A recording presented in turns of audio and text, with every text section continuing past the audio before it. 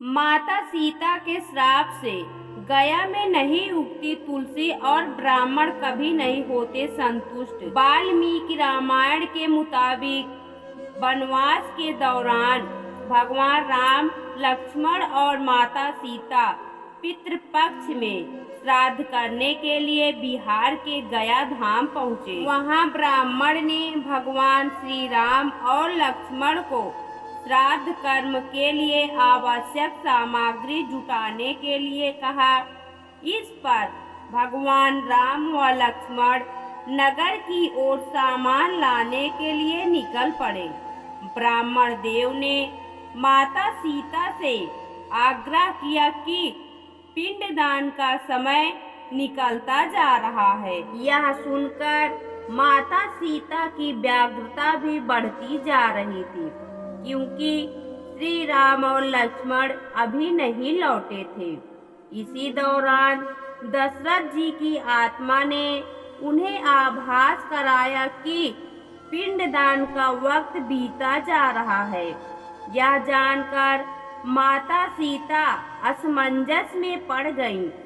तब माता सीता ने समय के महत्व को समझते हुए यह निर्णय लिया कि वह स्वयं अपने ससुर राजा दशरथ का पिंडदान करेंगी। उन्होंने फाल्गु नदी के साथ साथ वट वृक्ष, कौवा, तुलसी, ब्राह्मण व गाय को साक्षी मानकर स्वर्गीय राजा दशरथ का पिंडदान विधि विधान के साथ किया। इस क्रिया के उपरांत जैसे ही उन्होंने हाथ जोड़कर प्रार्थना की तो राजा दशरथ ने माता सीता का पिंडदान स्वीकार कर लिया। माता सीता इस बात से प्रफुल्लित हुई कि उनकी पूजा राजा दशरथ जी ने स्वीकार कर ली है। इसके बाद उनके मन में संशय भी हुआ कि प्रभु इस बात को नहीं मानेंगे, क्योंकि पिंडदान पुत्र के बिना नहीं हो सकता है। थोड़ी देर बाद भगवान राम और लक्ष्मण सामग्री लेकर आए और पिंडदान के विषय में पूछा।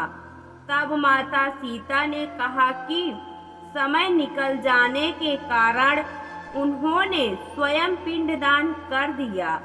प्रभु राम को इस बात का विश्वास नहीं हो रहा था कि बिना पुत्र और बिना सामग्री के पिंडदान कैसे संपन्न और स्वीकार हो सकता है। इसके बाद माता सीता ने कहा कि वहां उपस्थित फाल्गु नदी, तुलसी, कौवा, गाय, वट वृक्ष और ब्राह्मण श्राद्ध कर्म की गवाही दे सकते हैं।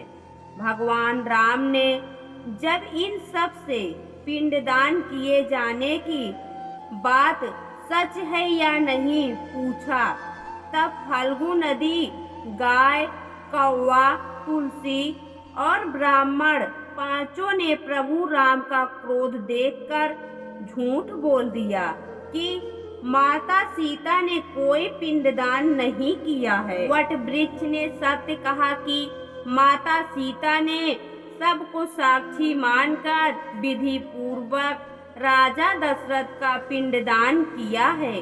पांचों साक्षी के झूठ बोलने पर माता सीता ने क्रोधित होकर उन्हें आजीवन श्राप दे दिया।